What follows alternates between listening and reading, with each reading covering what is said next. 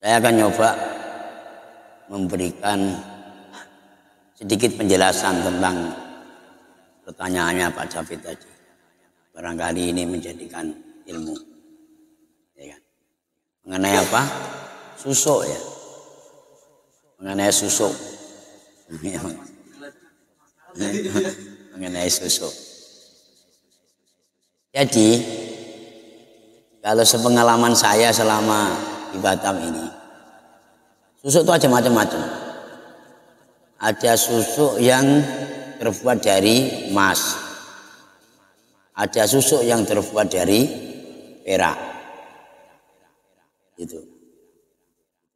Nah, kemudian sebelum kita berbicara masalah hukum, itu ada kalanya orang itu yang menggunakan susuk dari emas. Juga ada kalanya seseorang itu yang menggunakan susuk dari perak. Nah, seseorang ini juga ada kalanya itu perempuan, ada kalanya laki-laki. Kalau kita tengok, kalau kita tinjau dari ilmu fikih, yang jadi persoalan itu kan laki-laki. Dalam ilmu fikih itu kan dijelaskan bahwa laki-laki adalah hukumnya haram memakai emas, bukan perhiasan. Perhiasan itu umum maksudnya, emas yang dimaksud. Ya, kalau perak masih bisa, emas itu yang jadi masalah.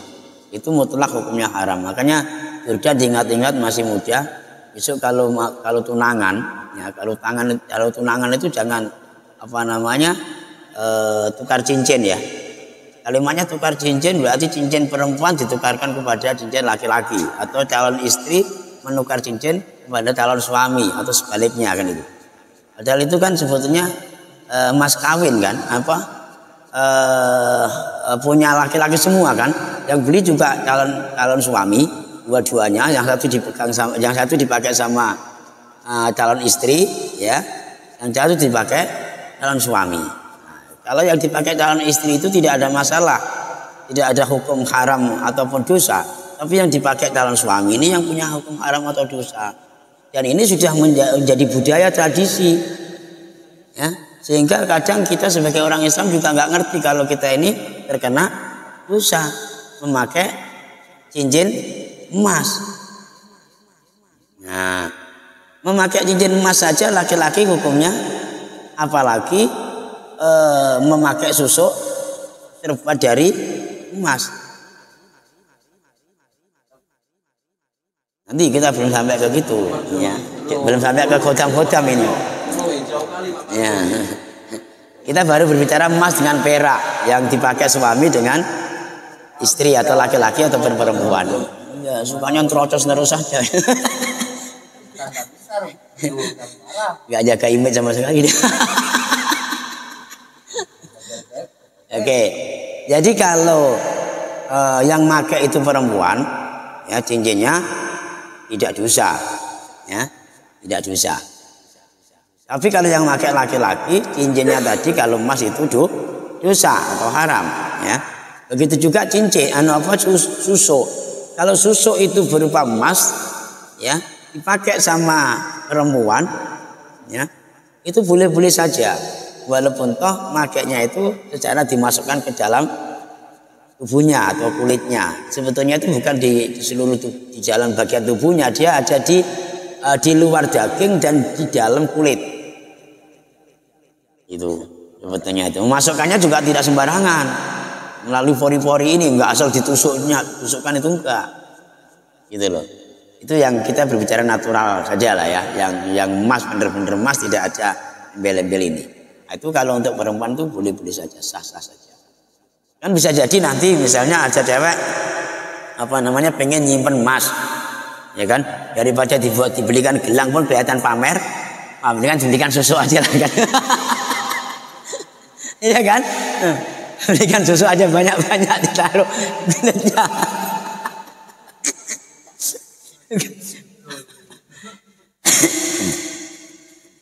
Bisa jadi kan. Nah, yang penting memakai susu berupa emas itu kalau perempuan tidak dosa, boleh-boleh saja. Kalau kepada laki-laki ya itu baru bermasalah. Nah, laki-laki boleh juga memakai tapi tidak emas, yaitu berupa perak. Kalau berupa perak boleh, nah, pakai cincin misalnya kan, pakai cincin perak boleh. Kemudian pakai cincin, pakai gelang yang macam anak-anak muda sekarang, tapi terbuat dari perak, bukan terbuat dari emas. Itu boleh-boleh saja, walaupun toh sebagian atau salah satu mungkin ulama juga yang tidak memperbolehkan karena itu menyerupai perempuan. Paham ya sampai situ Pak ya? Ya. Kemudian baru berbicara tentang susuk yang apa bahasanya itu, ada mistiknya. Yang ada mistiknya. Ini yang jadi problem. Ya, ini yang jadi problem. Mistik ini ada beberapa bagian. Atau supranatural ini ada beberapa bagian. Di antaranya begini. Ini setahu saya kalau melihat orang-orang sana. Ada susuk ini yang hanya cukup, bahasa orang Jawa itu dirajah, didoain. Dibacakan amalan itu sehingga nanti di situ mempunyai sebuah karismatik. Kan? Ini yang tidak terlalu problem. Ya. Hanya didoain saja, sehingga tidak ada kaitannya dengan kodam-kodam. Contoh misalnya benda yang ada di sekeliling kita ini kita doain, ya, mungkin air kita doain, baca Fatihah, ya, kita tiupkan di air itu terus untuk mengobatkan keluarga kita yang sakit dengan wasilah air yang dengan doa tadi mudah-mudahan sembuh. Tapi alhamdulillah juga biidznillah bisa juga sembuh. Ada juga yang mati juga karena itu sudah kehendaknya Allah. Nah, susuk juga demikian. Dengan doa itu ya mudah-mudahan penyakit yang ada dalam tubuhnya sembuh. Nah, termasuk yang sudah merasakan itu ada gini. Ada seorang perempuan itu yang sengaja masang susuk itu untuk perawatan wajah. Daripada beli bedak mahal-mahal sering pada bentol-bentol apa hitam-hitam gitu kan. Kemudian ada plek-plek hitam yang ada di wajah. Itu sebagian besar yang cocok ya, yang cocok. Itu dengan memakai susuk ya. Susuk hanya untuk perawatan wajah. Itu bisa hilang itu plek-plek yang ada di wajah itu. Tanpa berbicara masalah mistik. Iya, tanpa memesona. Ya. Karena kalau beli bedak itu kan mahal-mahal.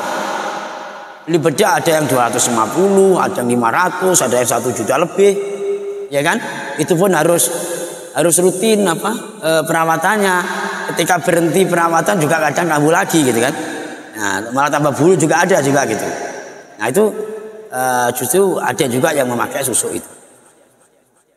Nah, yang jadi problem besar itu adalah seorang wanita yang memakai susuk, tapi susuknya itu ada supranaturalnya berupa kodam, entah itu jin, entah itu setan.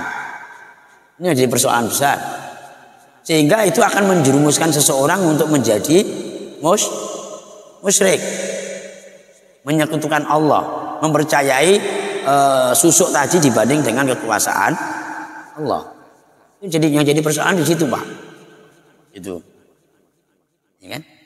Kan banyak juga itu seorang wanita atau perempuan-perempuan ya. Ya ini tidak hanya istilahnya wanita-wanita penghibur bukan ya, tapi kadang juga ada yang orang rumah tangga juga bisa seperti itu gitu. Ya, karena perempuan itu mungkin selingkuh atau mungkin pengen merebut suami orang atau macam-macam lah. Ya kan? Sehingga memakai itu ada juga. Jadi dia mengandalkan kekuatan jin ataupun setan yang ada di susuk tadi. Ini yang membahayakan. Gitu Pak David ya. Sampai segitu udah paham ya. Jadi kita belum bisa menjudge seseorang ketika orang itu memakai susuk karena kita tidak tahu susuknya. Gitu loh. Ya kalau mungkin nggak percaya ya bisa juga lah ditanya di Batam ini ada beberapa kawan saya yang saya kenal itu yang biasa masang susuk. Tidak semua susuk itu identik dengan kemaksiatan. Artinya orang yang pakai susuk nanti seolah-olah itu pelacur, wanita penghibur, terus untuk merebut suami orang atau untuk mencari duit supaya kelihatan cantik, ya kan? Tidak semata-mata itu. Ada yang untuk kesehatan juga kok. Ya. Tapi yang untuk kesehatan itu bukan semata-mata apa ya, ada jinnya, ada setannya, tidak. Ada juga yang melalui doa. Ada yang natural saja, hanya susuk itu dipakai tanpa ada didoain, tanpa apa. Itu efek sampingnya itu menjadi perawatan kulit atau perawatan wajah. Nah, semuanya itu ya kembali kepada apa namanya, keyakinan seseorang. Itu. Karena mungkin juga mereka itu terlalu yakin gitu kan, sehingga ya, kalau kita kembalikan kepada hadis qudsi, ana idza dzanni abdi bi, aku akan mengikuti apa yang jadi prasangka hambaku. Kalau hambaku udah yakin bahwa ini ya tak kasih lah. Oke, nanti tak haluskan wajahmu. Kan bisa jadi. Ya, pokoknya yang jadi persoalan besar ya itu adalah apa namanya, susuk yang bahasanya itu diisi oleh gaib berupa entah itu jin, entah itu setan, supaya menarik orang lain, mempunyai aura di dalam dirinya sehingga gampang ngomong kepada orang lain. Misalnya ditaruh di bibir, ya seorang cewek itu nanti kalau ngerayu laki-laki itu gampang kepencut, gitu kan? Ya, pandangannya ya tanya. Pantangannya aku nggak ngerti, nggak pernah masang susu. Nah, ini kan berbicara pengalaman. Ya, berbicara pengalaman. Ya. Ya, itu biasanya itu dikasih pantangan bagi orang-orang yang ahli masang susu. Kalau kiaimu kan nggak pernah masang susu. Nah, jadi ini kan hanya berbicara pengalaman ketika ada orang minta doa, apa namanya, waktu itu dia masang susu, kemudian mau dibuang lagi, tapi ya apa gurunya atau yang masang susu itu nggak ada atau sudah meninggal hingga tidak bisa. Ini dengan kekuatan doa-doa itu banyak juga yang merasakan ternyata susunya itu lepas dengan sendirinya, keluar dengan sendirinya dengan kekuatan doa itu. Idznillah. Itu juga kembali kepada keyakinan seseorang. Maka penjabarannya sampai segitu. Jadi berbagai macam susuk itu sebetulnya kita yang paling terpenting itu adalah kita belajar terus, sehingga kalau semua ilmu kita dapatkan ya, kita tidak gampang untuk menjustifikasi kesalahan orang lain, mengklaim kesalahan orang lain, dan tidak gampang untuk menyalah-nyalahkan orang lain. Percayalah, kalau kalian belajar terus, tambah terus ilmunya, nanti semakin lama kalian akan tertutup kesalahan orang lain. Yang terbuka malah kesalahan diri kita sendiri. Ternyata begitu kita banyak belajar kok malah bukan semakin pinter ya, semakin tambah bodoh. Artinya apa? Semakin tambah kelihatan kebodohan dan dosa-dosa kita gitu. Itu termasuk kejadian yang ditanyakan oleh Pak David itu tadi. Kalau kita tidak pernah mempelajari tentang ilmu itu, ya otomatis kan kita langsung gampang. Wah itu syirik, itu musyrik, itu nanti akan masuk neraka. Padahal kan belum tentu juga mengarah ke situ, ya kan? Asalkan jangan emas, gitu loh. Asalkan jangan emas, perak atau mungkin kawat lah katanya. Atau paku beton. Itu loh. Ini kita tidak berbicara tentang hakikat ya, kita tidak berbicara tentang torekot. Ini berbicara tentang yang sudah umum di luar sana. Kita harus memahami sedikit banyak tentang hal itu.